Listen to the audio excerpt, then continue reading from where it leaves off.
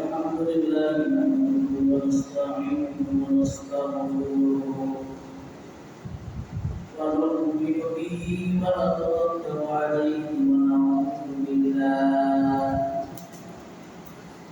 ونعوذ بالله من شرور انفسنا ومن سيئات اعمالنا من يهده الله فلا مضل له ومن يضلل فلا هادي له ونشهد أن لا إله إلا الله وحده لا شريك له ونشهد أن سيدنا وسندنا وحبيبنا وحبيب ربنا وطبيبنا وطبيب قلوبنا ومولانا محمدا عبده ورسوله الذي أرسل إلى الناس كافة بشيرا ونذيرا وداعيا إلى الله بإذنه وسراجا منيرا فقد قال الله تعالى في كلامه المجيد وفي قرآنه الحميد أعوذ بالله من الشيطان الرجيم بسم الله الرحمن الرحيم إن عدة الشهور عند الله 12 شهرا صدق الله العظيم وقال النبي عليه الصلاة والسلام صيام عاشوراء أعتذر إلى الله وقالت السنة التي قبله أو كما قال النبي عليه الصلاة والسلام اللهم صل على محمد وعلى آل محمد كما صليت على إبراهيم وعلى آل إبراهيم إنك حميد مجيد إن الله وملائكته يصلون على النبي يا أيها الذين آمنوا صلوا عليه وسلموا تسليما اللهم صل على سيدنا مولانا محمد وعلى آل سيدنا مولانا اللهم صل على سيدنا مولانا محمد وعلى آل سيدنا مولانا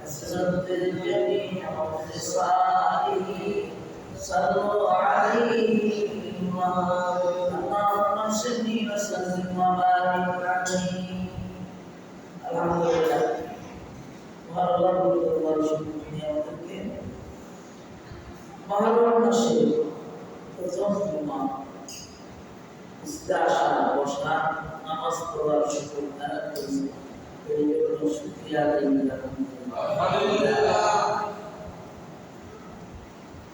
আরবি মাস আরবি বছরের প্রথম মাস ঠিক কিনা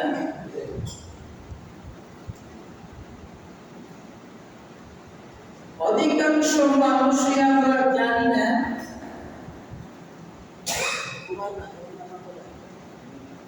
বিষয়টা ব্যতিক্রম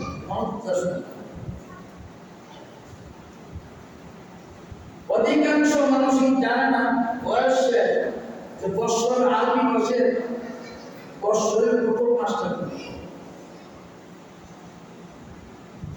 কেন আল্লাহ পাক এই 12 মাস নির্ধারিত করে এদের মুসলমানের ব্যাপার নাই খাওয়ার ঘুমান 2 টাকা ছাড়া মুসলমানের কথা আমার হয় না রাগ করেন না তারা বিয়া বসে বড় অর্থ হলো আকর্ষণ সময়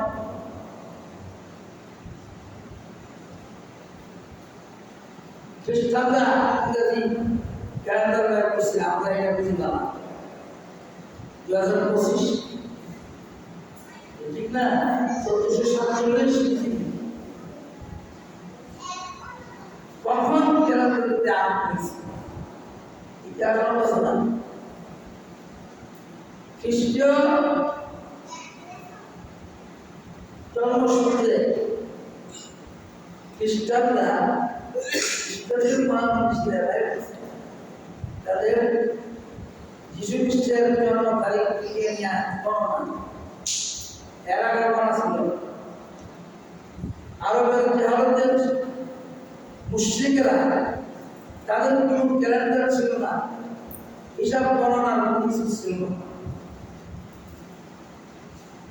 এরা গণনা বিবাহ করত এবং যুদ্ধের আগে এটা ছিল যুদ্ধের পরে এটা ছিল হিমতের বিয়া ছিল হিমতের বিয়া ছিল এইভাবে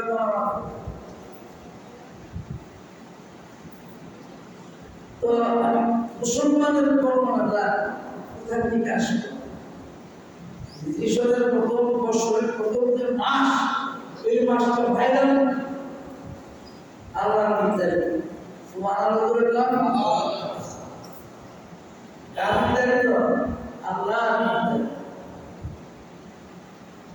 আল্লাহর নির্ধারিত মাস 12 এর মধ্যে হিজরি সন থেকে শুরু মুসলমান কিভাবে হইল ওমরের খেলাফতকালে যখন ফরমান জারি করতেন বিভিন্ন দেশের গভর্নরদের কাছে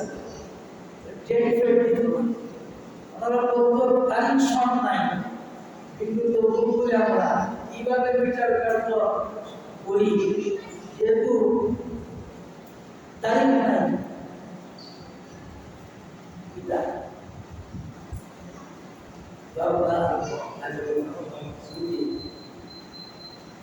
তারিখ নাই হযরত উমর রাদিয়াল্লাহু তাআলা আনহু ওমর বিন আসের কথা বলে মুশাওয়ারা বসে এই কোন কাজ করতে রাষ্ট্রীয় কাজ মুশাওয়ারা করে করতেন এই যে মুশাওয়ারা বিল আস আল্লাহ বলেন তুমি যা কিছু করবা তোমার আয়াতকে নিয়া তোমার গোষ্ঠীকে নিয়া গরিব মানুষকে নিয়া তোমার পরিষদকে নিয়া মুশাওয়ারা করে কাজ করে ওই কাজের মধ্যে আমি আল্লাহ বলতাম ওমর এই কথাটা খুব ইচ্ছিত মনোযোগ দিয়ে শুনবেন মুশাওয়ারা বসে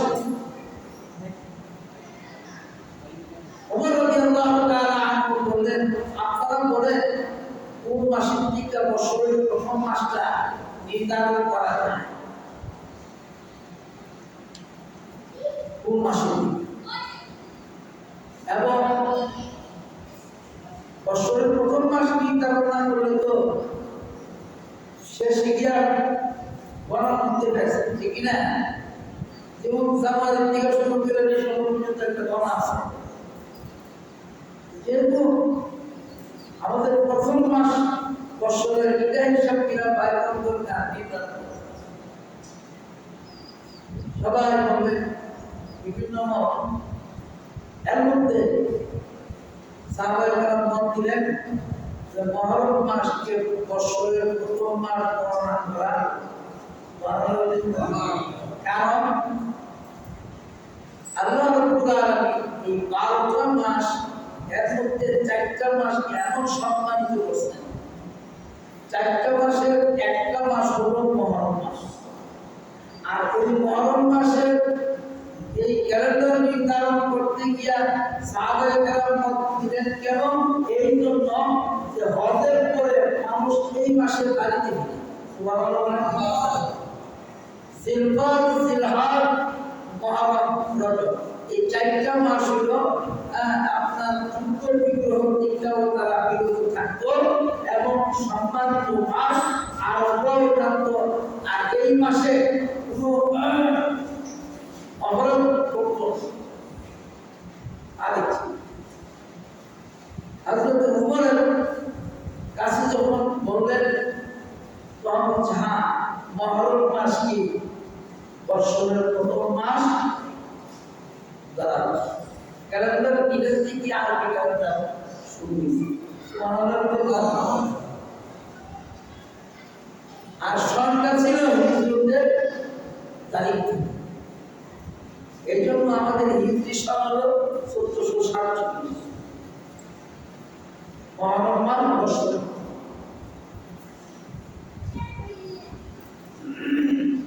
এখন এই ফজিলত কি মাসে এত সম্মান কেন? এই মাসে হযরত আদম আলাইহিস সালামকে বানায় হুদাম সুবহানাল্লাহ বলে কোন মাসের ভিতর এই মাসে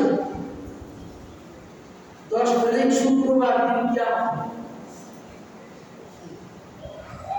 কবে নির্ধারণ করা এই মাসে তওবা আবাদত করবে আল্লাহ পাকের কাছে কারণে গ্রহণযোগ্য হবে না। সুবহানাল্লাহ। কারণ করতে দিয়েছি এর অনেক আগে এই মাসকে নির্ধারণ করা হচ্ছে সম্মানিত মাস।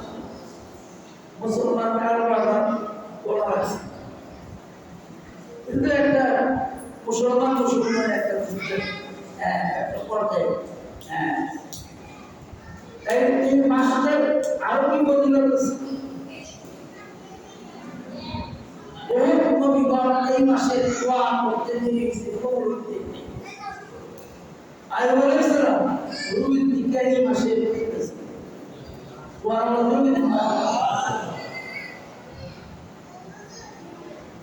এই জন্য সম্মান এটা মুসলিম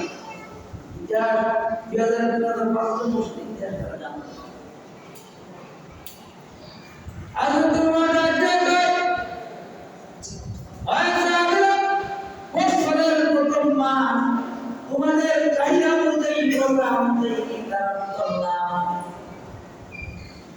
ওমর নির্ধারণ কিভাবে করলেন? ওমর খলিফাতুল মুসলিমিন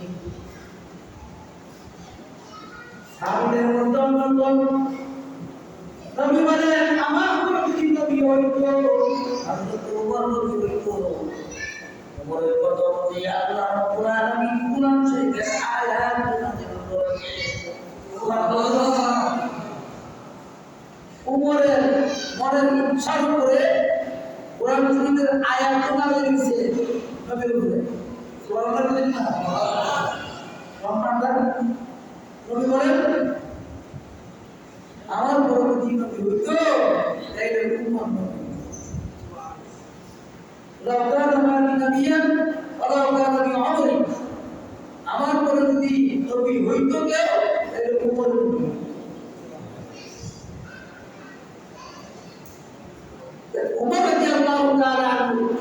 আজকের মধ্যে কি শিক্ষা পেলাম?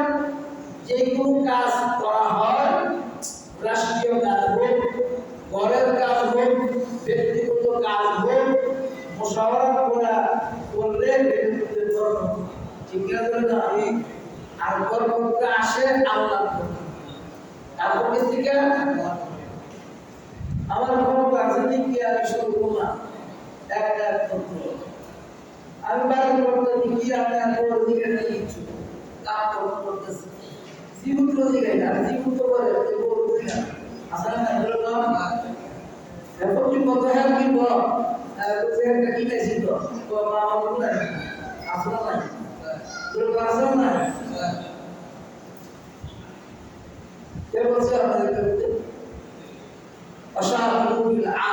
যে কোনো কাজ আপনি করেন মুশাওয়ারা করলে এই কাজের মধ্যে বরকত হয় আল্লাহ পাক তার জিম্মা সব কিছু হেফাজত করে সুবহানাল্লাহ বলে এই জন্য একা কিছু করার ক্ষমতা আল্লাহ পাক কাউকে দেন নাই একমাত্র একা কিছু করার ক্ষমতা হলো আল্লাহ না আল্লাহ কারণ থেকে মুশাওয়ারা না করে وهو على كل شيء قدير আল্লাহ বলেন সর্বশক্তিমান আমার কারণ থেকে জ্ঞান আমি আল্লাহ ইচ্ছাটা দিয়েছি কিন্তু মানুষকে এই ইচ্ছা আমি দেয়নি যা কিছু করবো আমার হুকুম থেকে করবো তাই প্রত্যেকটা কাজই হবে কি হবে আবার তাই এই যে আরবি মাস 12 মাস পাইলাম কই পুরানি কোথায় পাইলাম দূরে কোথায় পাইলাম যা আয়াতুল ইসনা আশারা শাহরা ইসনা আশার মানে 12 শাহরুল মানে মাস এই 12 মাস হিসাবের জন্য আল্লাহ রাব্বুল আলামিন নির্ধারিত করলেন আমাদের জন্য সুবহানাল্লাহ এই মহরম হলো প্রথম এই মহরম মাসের 10 তারিখ ঘটনা হয়েছে আল্লাহর কাছে সম্মানিত বিদায় আল্লাহ রাব্বুল আলামিন আরো নবীকে কিছু কথা জানাইছে মহরম মাসের 10 তারিখ ইহুদিরা এদের জন্য ফরজ ছিল আগেকার মানুষের জন্য এটা ফরজ ছিল আমাদের রমজান শরীফের পূজা আরম্ভ হওয়ার আগেও এটা ফরজ ছিল রমজান শরীফের পূজা যখন ফরজ ছিল তখন এই আশুরার পূজা এটা মানসুখ হয়ে গেল নফল হয়ে গেল ইচ্ছা করলে আপনি রাখতেও পারেন এই উন্নতির জন্য ইচ্ছা করলে নাও রাখতে পারেন রাখলে বেশি সওয়াব হবে না রাখলে কোনো গুনাহ হবে কিন্তু আমাদের মা রমজান শরীফের পূজা আগে এই পূজাটা ফরজ ছিল আর এই পূজা রাখার নিয়ম পদ্ধতিও আছে দিনের একদিন পূজা বুঝলেন না আর আমাদের মা রমজান শরীফের পূজা হলো সোহাগের সাথে এবং কষ্ট দেওয়ার আগ করছি ঠিক না বললো রাতে খাওয়া যাবে রাতে খাওয়া যাবে আগেকার মানুষের পূজা দিন হয়ে গেছে না রাত হয়ে গেছে না এটা বুঝে গেছে ইসলাম এত সুন্দর সহজ আল্লাহ নবী বলেন এত সহজ আমার কাছে করা হয়েছে এই সহজ আগেকার উন্নতি ছিল আল্লাহ রাব্বুল আলামিন বলেন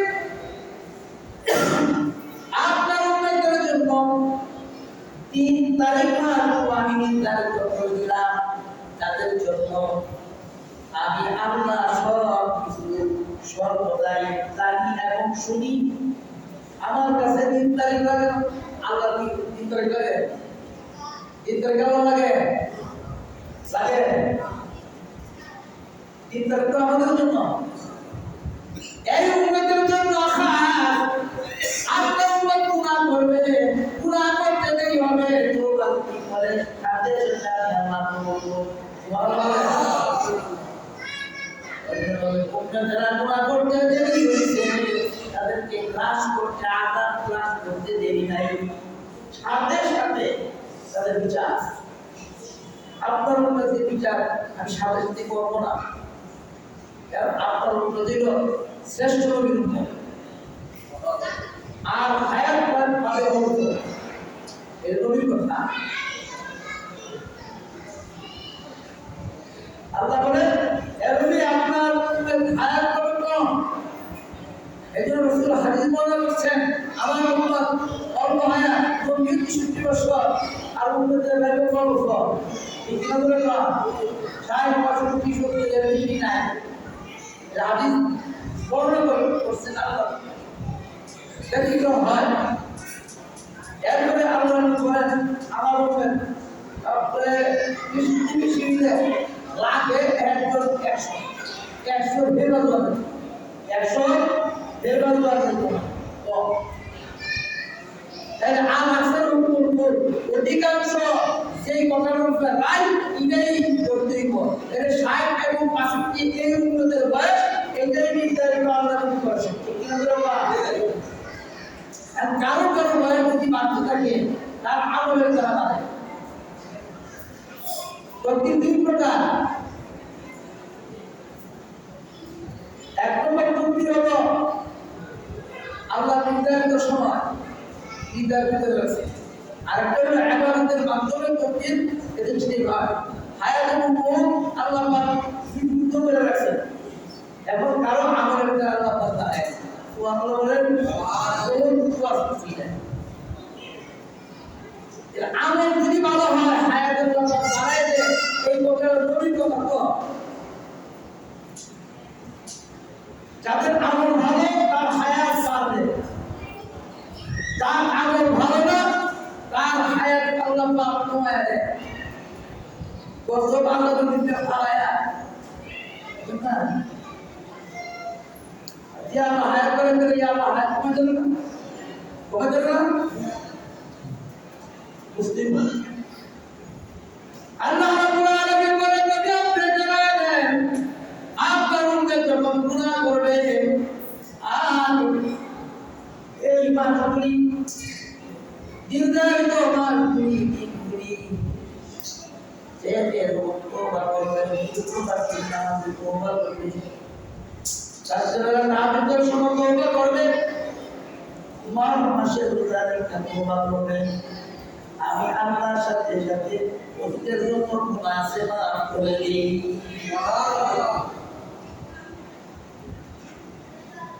অন্যান্য নবীর আমলের ফরজ আমল করলে যেই দেখি এই নবী উম্মতের মুস্তাহাব আমল করলে এর চেয়ে বেশি নেকি আল্লাহ তাআলা এর চেয়ে বেশি।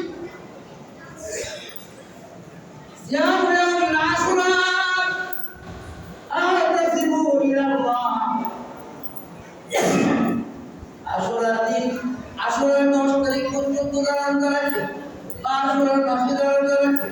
10 তারিখ রোজা রাখে, আগেও রোজা রাখে, এই মাসের ভিতরে যে রোজা রাখে নফল রোজা আইয়ামে বীজ আর তাসিবু ইলাল্লাহ, আল্লাহ বলেন আমি তার সম্পূর্ণ হিসাব করি, সুনার গুনাহ হিসাব করে মাফ করে দিয়া আমি তাকে নিষ্পাপ নিষ্কলঙ্ক বানায়া দিই। সুবহানাল্লাহ বলেন। শুধু তাই না, কাফারাতুস সালাতুল লাতী কাবলা অতীতের 1 বছরের গুনাহ সমূহ সহকারে আমি আল্লাহ মাফ করে দিই।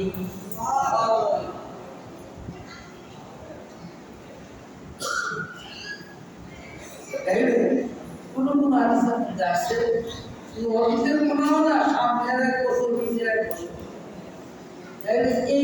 এই মাসে একটা রোজা রাখতে কি আপনার অতীতের 1 বছরের গুনাহ আল্লাহ মাফ করে দেয়। এই রোজাটা সম্মানিত কিনা এরকম এই রোজার দাম আছে কিনা, যদিও নফল এই রোজার দাম আছে। আর এই রোজাটা বেশিরভাগ আমাদের দেশে মহিলাদের রাখি বেশি করবে। আসলে 10টা রোজা রাখতে পারবে, আসলে 3 রোজা রাখতে পারবে। তবে আসলে 3 রোজা রাখে তাহলে 2টা যেন রাখে ইহুদিরা একটা রোজা রাখতো ফরজ, কিন্তু এই উম্মতের নবী বলেন একমাত্র আশুরার রোজাই রোজা রাখা। এটা একটা রাখতো না, ইহুদিরা একটা রাখছে, কিন্তু একটা রাখো তাইলে তাদের সাথে কি সমান সমান হয়ে যাবে। সুতরাং তাদের সাথে তো সমান না হয়, এদের একটা ছিল করে তোমরা নফল কিন্তু রাখবা, আগে পরে আরেকটা মিলাই রাখবে। তোমার কথা বুঝেন না? এরপরে এই মাসে আপনার গল্প শোনা, আবার এই মাসে অনেকে আগাম প্রোগ্রাম করে, গান বাজনা, হাই হাসান হাই হুসেন, শরীর মধ্যে সাক্ষী দিয়া উচ্চার আসলে না এগুলো গান মুসলমানের দিয়ে একটা লাইটা একটা স্টুডেন্ট নাই দেখা আছে। হ্যাঁ, এগুলি না নিজের শরীরে আঘাত করুন হার, এরকম আমরা জানি না। এদের কিছু কাজ আছে মুসলমান না চাই, এগুলি না। আর সুন্নাতুল জামাতের আকীদা হলো রোজা রাখবে এবং দান খয়রাত করবে, এতিম মিসকিনকে খাওয়াবে এই মাসে, বেশি সওয়াব। আর এই মাসে বেশি বেশি নফল বন্দেগী করবেন, কোরআন শরীফের তেলাওয়াত করবেন, জিকির আজকার করবেন। এবাদত করলে যদি নিজের এক বছর গুনাহ আল্লাহ মাফ করে দেয়, তাইলে হাসগার করতে লাভ আছে না। এই লাভ কি বুঝতে হবে, এই মাসের লাভ হলো যে বেশি বেশি করে ইবাদত। অনেকে আছে নফল গুনাহ অভ্যস্ত আছে, কিন্তু ফরজ নামাজের খবর নাই, আসার নাই করে কম। বেশিরভাগ মহিলাদের মধ্যে এটা নামাজের খবর নাই, কিন্তু ফাঁসটা মনে দিন আমরা সোমবার চাইবো, আর দিন আশুরার তারিখ চাইবো, আর এই দিন রোজা রাখা, এই দিন রোজা রাখা হলো নফল। আর ফজরের নামাজ নফল ফরজ, ঠিক কি ধরে না? জোহরের নামাজ নফল কি ফরজ, আসরের নামাজটা ফরজ, মাগরিবের নামাজটা ফরজ, এশারের নামাজটা ফরজ। আর ফরজের দাম বেশি না নফলের দাম বেশি? ফরজের দাম বেশি। পুরা জিন্দেগি আপনার নফল রোজা রাখতে রাখতে কয় বাড়াই দিয়েছেন, কিন্তু ফরজ আপনার গুরুত্ব দিলেন না, এক রাকাত ফরজের সমান হবে না। নফল নাম ঠিক আছে, কিন্তু এক রাকাত ফরজ নামাজের সমান সারা জিন্দেগির নফল ইবাদত হবে না। তাইলে ফরজের নামটা বেশি, এই কথাটা ব্রেনে রাখতে হবে। কোরআন শরীফের তেলাওয়াতের দাম বেশি, কোরআন শরীফের তেলাওয়াত আল্লাহর সাথে কথা বলা। এমন নামাজ না পড়লে কোরআন শরীফের তেলাওয়াত করলাম ফায়দা, জিকিরের লাভ বেশি, বড় পরিষ্কার হয়। কিন্তু নামাজ না পড়লে আরেকটা জিকির সারাবেন করলাম, কোনো লাভ হবে না। সুতরাং অনুরোধ করবো উচ্চাসিত আমল করলে অল্প আমলে নাজাতের জন্য প্রত্যেকটা নফল আমল, প্রত্যেকটা সুন্নাত আদায় করলে নিজের হাজার হাজার। আপনি যদি মিসওয়াক করেন, জিন্দেগিতে আপনার মুখের ক্যান্সার হবে না, প্যারালাইসিস হবে না, লাভটা নজরে কম। আপনি যদি কুজুর সহিত আপনার কি করেন রাত্রে ঘুমান, তাহলে শয়তান মওজুদ আপনার কাছে আসতে পারবে না। ওই রাতে যদি আপনি ইন্তেকাল করেন, আপনার শরীরের দিকে আল্লাহ বার্তা দেবে। সুবহানাল্লাহ। এই সুন্নতগুলি নিয়তা আল্লাহ নবী বলেন, ও সাহাবীরা, এমন একটা সময় আসবে আমার উম্মতের মধ্যে ফাটল ধরবে, ওয়াজিবের খবর থাকবে না, নফল মুস্তাহাবি মারামারি কইরা এমন ভাবে ডিভাইড হয়ে যাবে, ফরজ বাদ দিয়া নফল নিয়ে মারামারি করবে, রক্তপাত করবে, নফল টুকরা ভুলবে, দিনের মধ্যে ভালো জড়াইয়া তারা এমন পর্যায়ে গিয়া পড়ছে, আর বেশি দিন বাকি নাই। কিয়ামত পর্যন্ত। আগেকার নবীরা নবীর উম্মতেরা ধর্ম নিয়ে আবার ধ্বংস, আমার উম্মত ধর্ম নিয়ে আবার করবে নফল কাজ নিয়ে আসলে নাই দিল না আসলে না আমাদের খবরটা একটু না, কিন্তু মুস্তাহাব হইয়া কেওয়া ভরায়া বই কেমন বড়দের দাম বেশি এরপরে কি এরপরে সুন্নাহ এরপরে মুস্তাহাব এরপরে মুস্তাহাসান এইগুলো বুঝতে এলিমের দরকার, জ্ঞানের দরকার, ভালো মানুষের সঙ্গ করা দরকার। তাইলে ইনি বলতে বলতে শুনতে শুনতে আমাদের উন্নত হবে। আইলাম আর গেলাম কিছু শুনলাম না, বুঝলাম না, মনে মনে ধারণা করলো আমি সব পাই। কি পারেন? আজকে যে আয়াতটা পড়ছি এক বছর করে বাঁচতে, যে হাদিসটা পড়ছি এক বছর করে বাঁচতে, তাই না? তাইলে এইভাবে অসংখ্য হাদিস অসংখ্য আয়াত আল্লাহ পাক আপনি আমার প্রেক্ষাপটে নাযিল করেছেন। কিছুই তো জানলাম না, কিছুই শুনলাম না, খাইলাম আর ঘুমাইলাম আর মন গড়া চললাম, এটার নাম জিন্দিগি নয়। এটার পরে আরেকটা জিন্দিগি আছে, কবরের জিন্দিগি। কবরের জিন্দিগির পরে আছে পরকালের জিন্দিগি। সুবহানাল্লাহ বলে মনে করেন না এটা, এই জিন্দিগির পরে কবরের জিন্দিগি ইয়া বের হয় না, প্রশ্ন ওঠে না। এই হায়াতের মধ্যে কি করছিলেন না করছি, তিনটা প্রশ্নের ভিতরে আমরা পাপ পরীক্ষা করে দেব। কবর দেওয়ার কবরের তিনটা পরীক্ষা, মার রব্বুকা মান দীনুকা ওমান হাযাল রাজুল আল্লাযী বুইসা ফীকুম। কবর দেওয়ার সাথে সাথে তিনটা প্রশ্ন। এক নম্বর প্রশ্ন, তোমার রব কে? যদি ভালো মানুষ হয়, যদি নেক আমল করে দেয় তো রব আল্লাহ, আর যদি না বেরোতে এরপর তোমার দিন কি, ধর্ম কি ছিল? বলবে দিন ইসলাম, ভালো মানুষ যারা উল্লেখ করা হচ্ছে লাভ।